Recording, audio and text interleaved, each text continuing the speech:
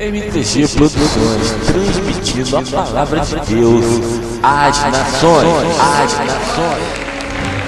Muita alegria, muita felicidade, que o Espírito Santo continue orientando você a ser um pai, né? Um verdadeiro pai, né? Um carinho, um amor, indicando seu filho no caminho que ele deve andar, né? Essa é a nossa maior responsabilidade, verdade? Orientar os nossos filhos. Ontem tivemos aniversário da nossa igreja lá no quilômetro 40 e foi realmente uma noite muito abençoada, né? Foi algo diferente, né? Ficou muito legal. Quem foi? Levante a mão. Foi bacana, né, pessoal? Foi legal, né? Então foi uma noite muito abençoada e graças a Deus, né, que a gente vai, estava até comentando no final a respeito da comunhão. E olhando para a Marlisa, né, não posso deixar de agradecer a Deus pela sua vida, Marlisa. Essa obreira excelente, já pastora lá, né? Pastora lá em Curitiba? Ah, no Paraná. E ela, sendo uma pessoa muito abençoada aqui no Rio, deu muito fruto, né? Foi do Paraná e continua dando fruto lá, mas quando veio para o Rio, veio nos ver, veio nos abraçar. Quando eu olhei aquele lado bonito, eu falei assim: eu conheço esse garoto, esse garoto. Não é verdade? Ele está aí hoje, não? Apareceu. Eita, fala ele e ela lá hoje. Deus abençoe vocês. Aparecendo agora, quando eu olhei a mãe do lado, eu já sei já da onde vem esses frutos, né? Então é muitas coisas que nos alegram. Também o casal aí, Jéssica e o outro, é uma esposa, né? Éder.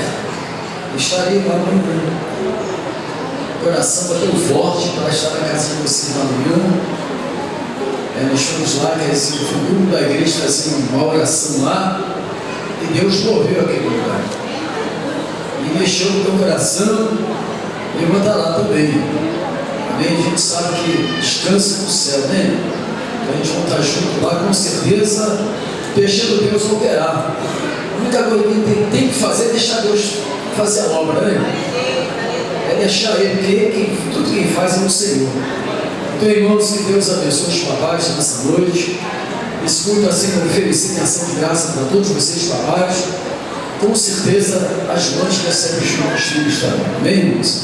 Vamos ficar de pé um pouquinho. Levante as suas mãos para o céu. Abra o teu coração. Eu não sei como foi esse dia para você. Nós procuramos fazer um dia maravilhoso, né? Pastor Davi, Pastor Paulo. A gente procuramos, né, fazer a nossa parte. As mães, a avó, procuram fazer a nossa parte, né?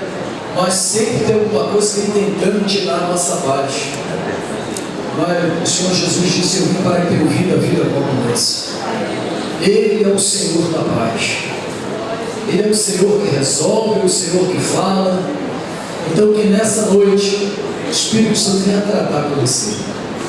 Que ao celestial você venha deixar no altar toda a tua tristeza, toda a sua amargura, e crer que o Deus que nós servimos é o Deus que responde, é o Deus que cura, é o Deus que liberta, é o Deus que vê o que ninguém vê, é o Deus que enxerga aquilo que jamais alguém pode enxergar.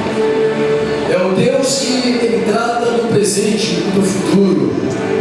O homem se preocupa somente com o presente e convive com o presente. E por muitas das vezes a gente não se programar para o futuro, sofremos o futuro. Mas o Deus que fala, que orienta, Ele está aqui nessa noite para preparar você hoje para que noite seja acolhido com o futuro. Meu Deus amado, querido, esteja com as mãos de poder, envolvendo a tua igreja e aqueles que nos assistem pela internet, visite e abençoa, Pai, que através, Pai, desta igreja, através da ministração deste lugar, que nós vamos ser bênção para aqueles que nos assistem, Deus, porque o Senhor é o Deus que aonde tiver alguém ligado, recebe. E que vocês possam receber nesta noite as mágicas bênçãos do céu. Nós louvamos e nós te agradecemos. Digam amém. Receber o pastor Cláudio, palmas bem forte.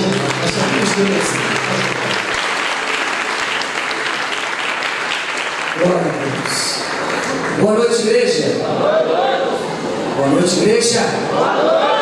A paz seja contigo. Amém. Feliz nesta noite. Estamos aqui na presença de Deus. Você que está nos ouvindo pela internet, quero desejar a você uma boa noite também. Eu tenho certeza que Deus tem uma palavra no seu coração. Abra sua Bíblia no livro de 2 Reis, no capítulo de número 7. Livro de 2 Reis, capítulo de número 7.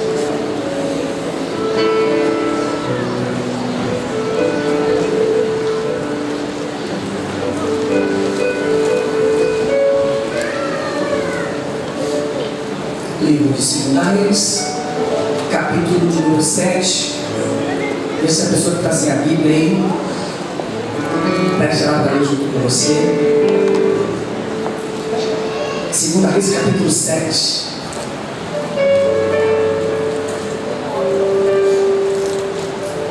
Diz assim a palavra de Deus.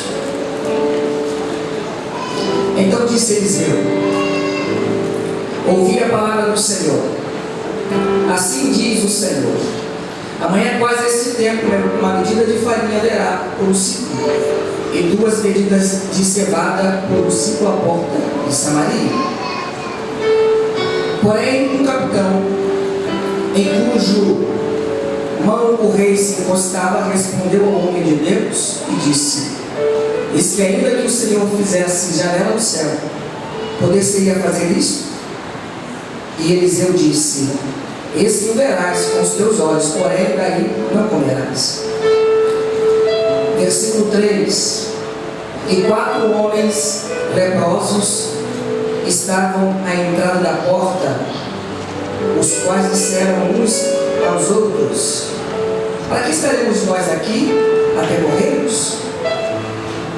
Senhor nosso Deus e eterno Pai, glorificamos o teu nome nesta noite. Obrigado, meu Deus, porque sabemos que o Senhor é aquele que provê sobre as nossas vidas, em todas as áreas. Então, nesta noite, assim como teu servo, fala ao nosso coração. Como o Wallace aqui pregou, Deus, nos desarma, nos faça, meu Pai, não só ouvintes, mas também praticantes da tua palavra. Nos ajuda, meu Deus, a entender aquilo que o Senhor quer falar conosco nesta noite. Desarma, Senhor, a nossa mente, o nosso coração. E nos permita, meu Deus, não olhar para o pregador, mas estar atento à tua palavra. E que a tua palavra ela venha a surgir um efeito positivo em cada coração aqui nesta noite. Nós oramos assim, Espírito Santo, trabalhe e faça aquilo que lhe apraz. Nós te agradecemos por esse momento, Deus, e te louvamos em nome de Jesus. Amém? Pode tomar o seu assento. Eu glorifico a Deus pela palavra do Senhor. E nós lemos aqui no capítulo 7 do livro de 2 Reis sobre o problema em que Samaria estava vivendo. Toda atenção é pouca agora. Você está com o seu celular ligado aí, você tem uma ligação importante, pode vir para cá. Não deixe nada tirar a tua atenção agora. É a palavra de Deus que está sendo ministrada aqui. Está acontecendo uma coisa em Samaria, algo muito complicado. Samaria está vivendo uma crise. Samaria está vivenciando um momento de pobreza, de dificuldade. O reino foi dividido, reino do norte, reino do sul, por problemas políticos. Salomão impõe um jugo pesado sobre a nação de Israel. E quando o filho de Salomão ele toma o trono, o jugo se torna maior ainda. E o povo não aguenta aquele jugo, não aguenta aquela pressão política, governamental. E alguns se rebelam contra o filho de Salomão e resolvem sair do reino. E aí o reino do norte é criado. mas o reino do sul permanece em Jerusalém. Mas o reino do norte ele está agora sendo construído em Samaria. Havia um problema que o povo estava deixando a adoração ao Deus verdadeiro e começavam a adorar deuses estranhos. Existiam duas escolas de profetas. Uma escola eram os reis que faziam, e a outra o próprio Deus que instituía. Deus levantava profetas para combater os profetas que diziam ser, mas não eram. Acabe, ele foi um que instituiu a escola de profetas. Lembramos quando Elias foi ao Monte Carmelo, ele falou contra os profetas de Acera, contra os profetas de Baal, instituído pelo próprio rei Acabe. E agora Deus levanta Elias para combater aquilo que Acabe estava vivendo, estava produzindo dentro do seu reino. Uma adoração a deuses que não era o verdadeiro Deus de Israel.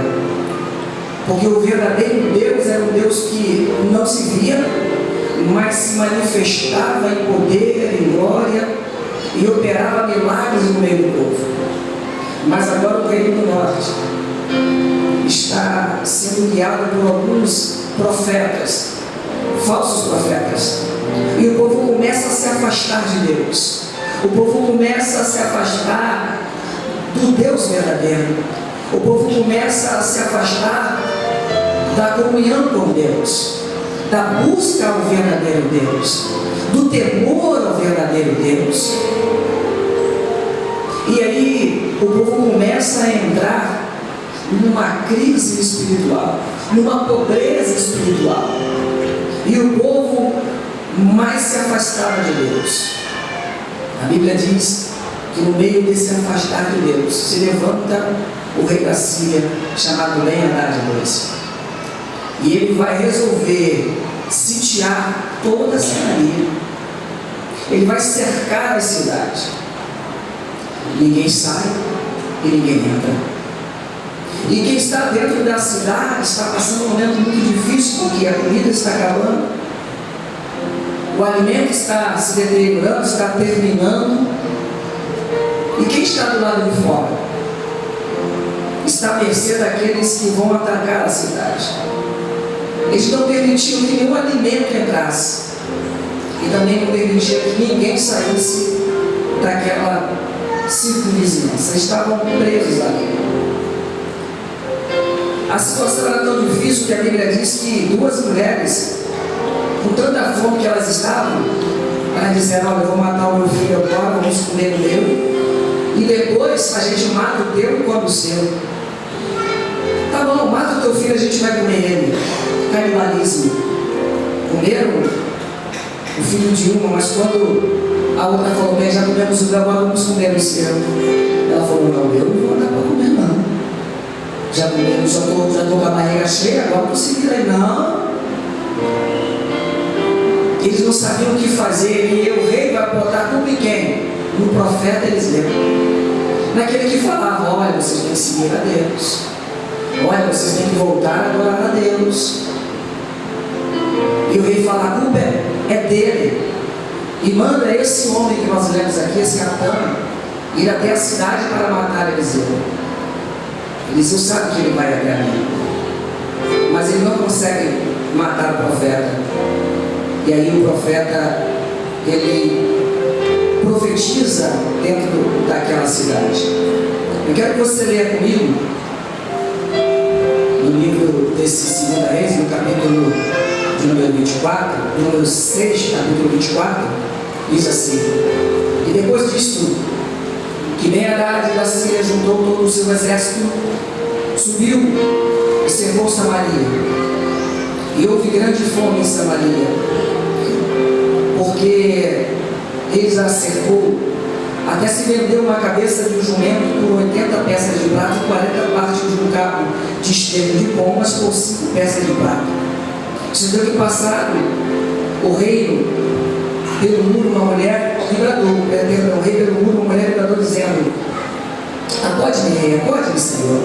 E ele disse: se o Senhor te não acode, de onde te acudirei eu?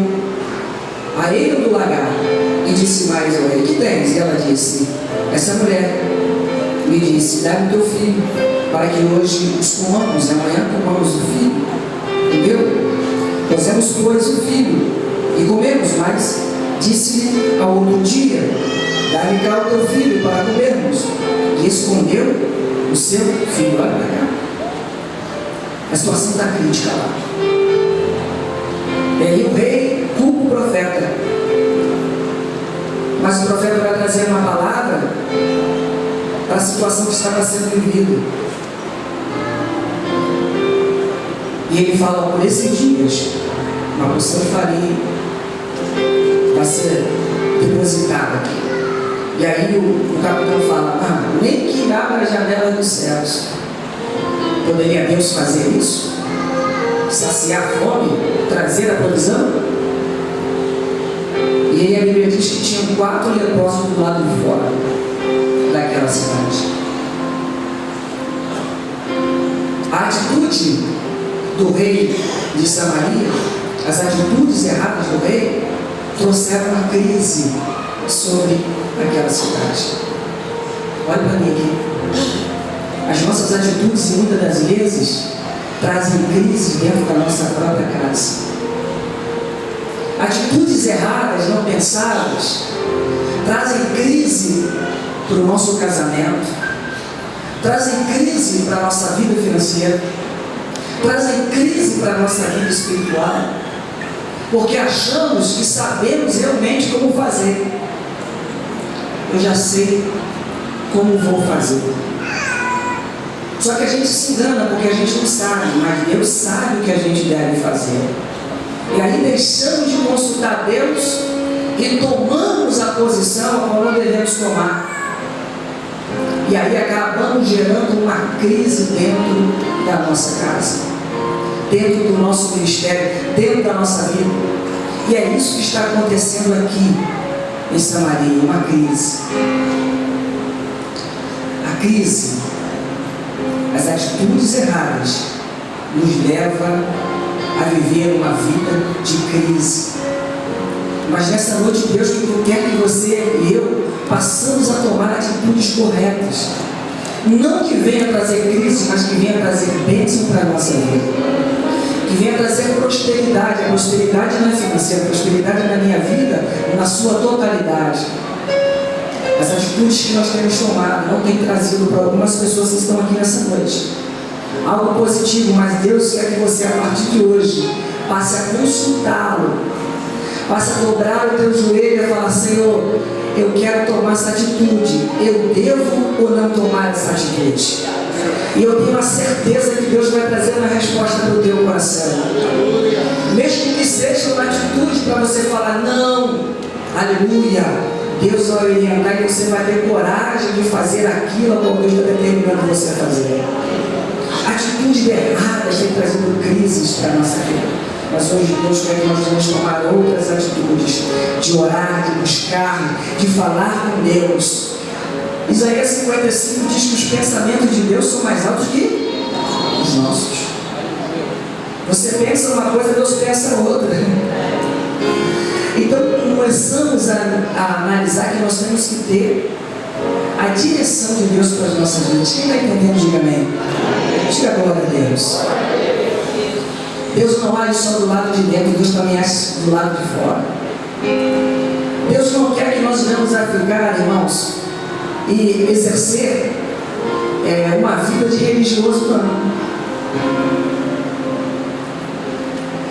Quem vai receber a bênção é quem está do lado de fora. Pastor, o senhor está querendo dizer que a gente não deve vir para a igreja? Pelo contrário. Eu quero dizer para você que está me ouvindo pela internet, você que está aqui nessa noite, que a igreja é apenas um complemento. A igreja é complemento daquele que exerce a salvação sobre a mim e sobre a sua vida. Em nome da igreja você está salvo.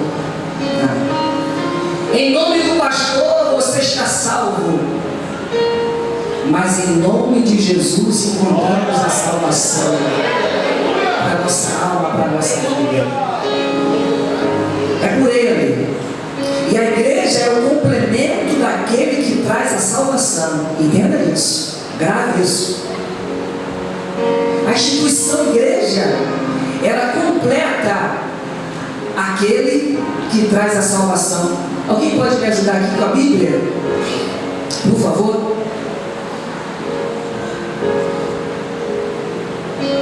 Glória a Deus.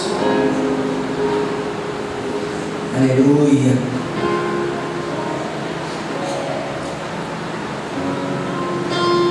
Louvado seja o nome de Jesus.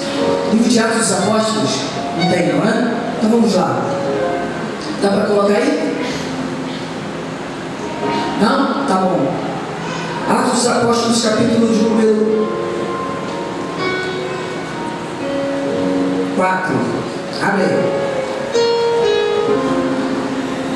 Capítulo de número 3.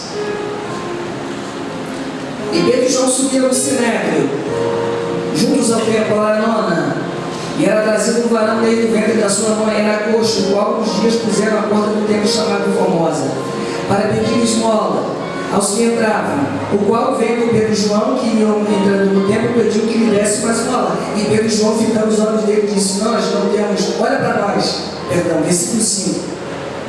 E olhou para eles, e esperando receber alguma coisa, dinheiro, moeda, e disse Pedro: não tenho prata, não tenho ouro, mas o que eu tenho, isso te dou. Em nome de Jesus Cristo Nazareno, levanta e anda.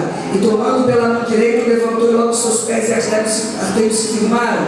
E soltando ele, pôs-se de pé, andou e entrou com eles no templo, andando, saltando e louvando a Deus. É no nome de Jesus. Quando a gente entende que a igreja é um complemento, a igreja não passa a ser mais um fardo para mim. A igreja passa a ser um prazer para mim. Porque aqui eu vou aprender como Jesus andou, como Jesus falou, como Jesus se comportou, o que Jesus falaria em situações em que eu estou vivendo, em que eu vou viver. Eu vou aprendendo passo a passo e a mudança na minha vida vai acontecendo gradativamente, porque eu vou aprendendo aquilo que Jesus ensinou. Tem muita gente que esquece que a igreja é o complemento daquele que salva. E quando você sai, você passa a não aprender mais as coisas que Jesus nos ensina. Quantas pessoas saindo da igreja estão desviadas? A igreja faz parte daquele que traz a salvação. Mas a igreja não pode ser um fardo para mim, nem um fardo para você. A igreja tem que ser como o salmista falou: opa, estou feliz hoje porque eu vou na casa de Deus. Eu estou alegre porque eu vou ouvir a palavra do Senhor. Eu estou alegre porque eu vou aprender um pouco mais de Deus. Hein, irmão? Estou dizendo para você, porque nós não sabemos tudo. Eu não sei.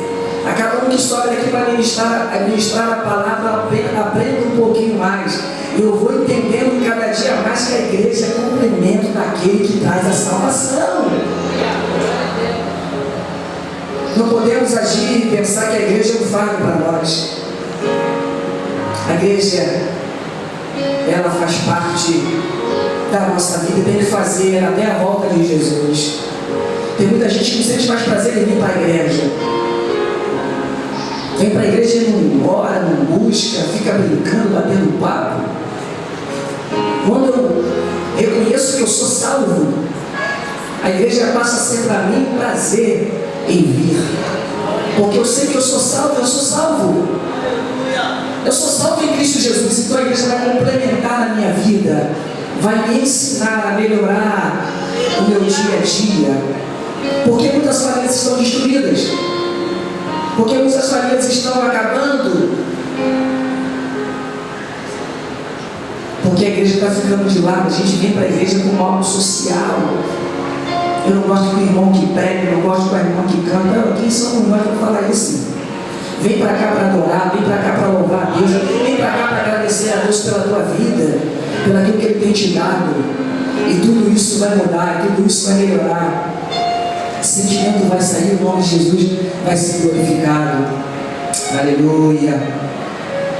Quando você está aqui orando, e eu sei que tem pessoas aqui que têm parentes lá de fora, nas drogas, bebendo, nas boates, nos bailes. Mas enquanto você está aqui, Deus está lá fora trabalhando, Deus está lá fora trazendo uma mensagem por alguém, o Espírito Santo está lá. Deus não é só o Deus de dentro, Deus também é um Deus que trabalha lá fora da igreja. E eu creio que Deus está trabalhando na vida de pessoas que têm parentes, filhos, netos, maridos, esposas que estão lá agora. Que eles queriam que estivesse aqui dentro, mas eu quero dizer para você que o mesmo Deus que está fazendo o mover aqui dentro, está fazendo o mover lá fora também, em nome de Jesus. Aleluia. Livro de Filipenses, no capítulo 5, capítulo 2, perdão. Não tem nome maior do que esse, irmãos. Oh, glória. Louvado seja o nome de Jesus. Melhor, Atos dos Apóstolos, capítulo de número 4. Atos dos Apóstolos, capítulo 4, versículo 11. Ele é a pedra que foi rejeitada por nós edificadores, o qual foi posto por cabeça de esquina. Versículo 12. Em nenhum outro nome, em nenhum outro há salvação, porque debaixo do céu nenhum outro nome há dado entre os homens, pelo qual devamos ser salvos. Filipenses, capítulo de número 2. Aleluia. Filipenses, capítulo de número 2, versículo de número 5. De sorte que haja em nós o mesmo sentimento que houve também em Cristo Jesus, que sendo em forma de Deus, não teve usurpação de ser igual a Deus. Aniquilou-se a si mesmo, tomando forma de servo, fazendo semelhante aos homens, e achando a forma de homens, humilhou-se a si mesmo, sendo obediente à morte de cruz, pelo qual também Deus o exaltou soberanamente, e lhe deu um nome que é sobre todo nome, para que em nome de Jesus se dobre todos os joelhos que estão nos céus, na terra e debaixo da terra, e toda a língua confesse que Jesus Cristo é o Senhor, para a glória de Deus Pai. Ele tem um nome que está acima de todo nome. A igreja, ele é o complemento daquele que salva. Os 4 leprosos estão do lado de fora. Aleluia. Eles estão lá fora. E eles vão tomar uma atitude. Escute, olha para cá. Você tem que vir para a igreja, porque a igreja você tem alimento. Você está entendendo para a tua alma? A igreja é o complemento daquele que salva. A igreja traz alimento para a tua alma e para o teu espírito. Os 4 negócios estão lá fora. O problema está lá dentro. E também está do lado de fora. E os leprosos, eles vão, em meio à crise, eles vão tomar uma atitude. Eles vão pensar assim: nós estamos aqui, vamos morrer aqui, vamos tomar uma atitude. E começaram a conversar entre si diante daquele problema. E eles falaram: não, vamos nos mexer. Olha para mim. Deus quer falar conosco nessa noite. Já tem tempo. Eles vão agir diante da adversidade. Eles vão reagir diante da situação que eles estão vivendo. Diante da crise, eu tenho que me movimentar, não ficar parado. Diante da situação que você está vivendo, da adversidade, você tem que fazer alguma coisa. Sempre dá para fazer alguma coisa. Eu quero tomar o meu irmão João, eu não te vi, me desculpe, mas eu quero tomar você por exemplo. Pelo que eu vivi aqui com o João e passei esses momentos, alguns momentos com ele. Ele passou um momento difícil, não passou? Da adversidade?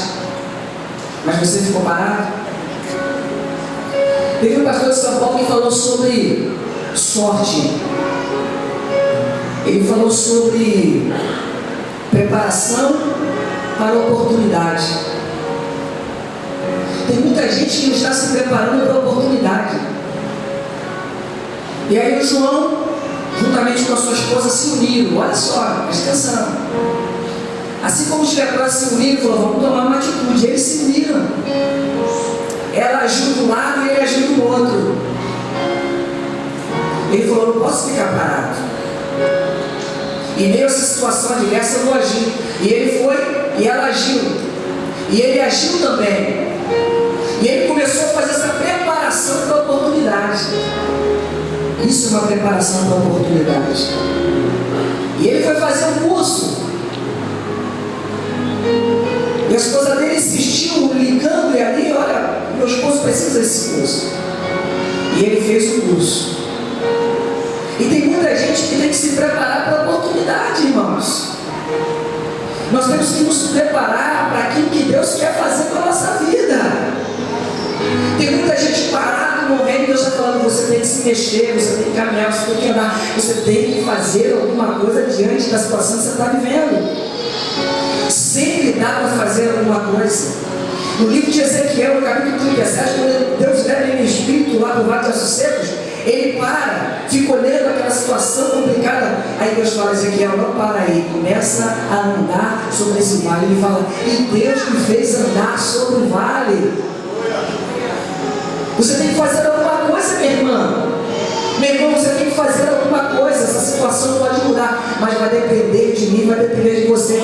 Você tem que se preparar para a oportunidade que Deus está já trabalhando a teu favor. Aleluia. Tem uma bênção para mim, para você, mas você tem que se preparar para isso. E aqueles homens, não, vamos lá, vamos fazer alguma coisa. Não vamos morrer aqui não. Deus não quer que você morra nessa situação. Deus quer que você rompa essa situação. Só que você vê um problema como algo muito grande. Davi viu um problema muito grande que era Golias. Todo mundo fala sobre Golias e tal, mas Davi viu aquele problema não como uma oportunidade para ele. E ele enfrentou aquele problema. Ele gerou uma oportunidade. E ele, lá na frente, ele foi o rei de Israel. Quem está entendendo a mensagem em nome de Jesus? Eu tenho que me movimentar, eu tenho que fazer alguma coisa. Aleluia. Davi, ele vê aqueles gigantes como uma grande oportunidade. E aqueles homens, não, vou fazer alguma coisa. E a Bíblia diz que eles vão levantar bem cedo, no capítulo de número 5. Vamos lá, livro de 2 Reis, capítulo 5. E levantaram-se ao sepulcro para ir ao arraial dos Sírios. E chegaram à entrada do arraial dos Sírios, e eis que não havia ali ninguém. Olha para mim aqui. Eles levantaram, não tinha ninguém ainda no dia amanhecido. E eu estou vendo muitos jovens aqui. Estou vendo homens e mulheres. A pessoa tem um compromisso 7 horas da manhã, acorda às 7. Ele tem um compromisso às 7, acorda às 7. E acorda cansado. Ele não dá mais. Quer reclamar de quê? Eu sei que tem pessoas aqui que são engenheiros, trabalham na área de saúde, se formaram, mas tem muita gente com compromisso às 7, acordando às 7, pastor. Compromisso às 6, acordando às 6. Eles foram bem cedo, levantaram, não, vou correr atrás. Eu vou preparar a oportunidade para a bênção que vai chegar. Eles foram acreditando que alguma coisa ia acontecer. Como tu vai acreditando que vai acontecer ou que não vai acontecer nada? Eu vejo as pessoas hoje acordando cedo e os jovens assim, cansados. Em vez de, eu vou falar, Jesus, em vez de dormir mais cedo, em vez de arrumar as coisas, se organizar, não, deixa tudo lá de qualquer jeito, fica dependendo de pai e de mãe, as coisas não acontecem, depois reclamam. Em vez de se preparar para que Deus possa trabalhar e abençoar, não fica caçando caçando Pokémon na esquina, caçando Pokémon no parque, né? Vai se converter. Vai aceitar Jesus de novo. E nós estamos falando de primícia. O mercado de trabalho está assim para jovem, aluno aprendiz. Bota o negócio no quadro, cadê que alguém vai ver? Aqui tinha que ser igual ao local, escolas, esportes, em que o aluno tem que ter uma nota boa, tem que estar bem no colégio e bem com a família. Que senão não pratica aquele esporte. Porque na igreja não tem isso, né, pastor? Senão vai ter muita gente que nem via mais para a igreja, vai ficar do lado de fora. Mas hoje é momento de mudar. E não precisa fazer cara feia para ninguém aqui não, porque é Deus que está falando aqui. Ele acordou bem cedo. Eles acordaram bem cedo. Prepararam o momento, preparação para a oportunidade. E quando eles chegaram lá, não tinha ninguém no arraial. O que tinha lá? Tinha tudo que eles precisavam. Porque eles se esforçaram e fizeram a coisa certa. Louvado seja o nome de Jesus Cristo.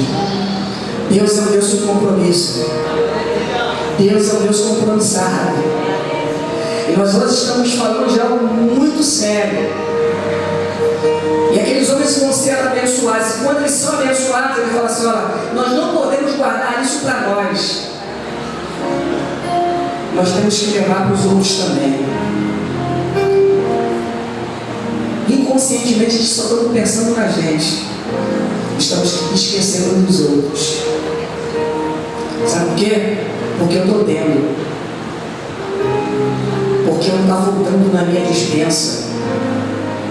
E a gente esquece, às vezes, em casa, não traz um quilo de nada, a gente até tem. E a gente pode dividir, mas a gente não traz. Mas esses homens aqui falaram: não, nós vamos voltar lá e vamos abençoar eles. E é esse nome que eu estou querendo aqui, que nós vemos a entender, que ele precisa e nós precisamos mudar. E mudar muito. As oportunidades estão aí, mas muitas pessoas não estão alcançando. Eles eram leprosos, mas não estavam aleijados. A dificuldade existia, mas eles enfrentaram aquela dificuldade. Eles foram direcionados por Deus. E a Bíblia diz que os inimigos pensaram que era um grande deserto, 4 leprosos andando. Aí Deus fez os filhos entender que eram inúmeras pessoas. Quando eles chegaram lá, estava tudo lá. Deus tinha preparado tudo para eles. Eu não sei se você quer receber algo de Deus sobre a sua vida, mas eu quero dizer para você que se você fizer aquilo que Deus está mandando, determinando você, e você entender essa palavra, aleluia, coisas tremendas vão acontecer na tua vida. Eu sei que tem pessoas aqui que precisam que portas se abram, que problemas sejam resolvidos. Mas a gente não pode ficar inerte, a gente não pode ficar parado. A gente tem que fazer a preparação. Temos que preparar, aleluia, para a bênção chegar na nossa vida. Preparação para a oportunidade, a sorte. Eu quero que você fique de pé nessa hora.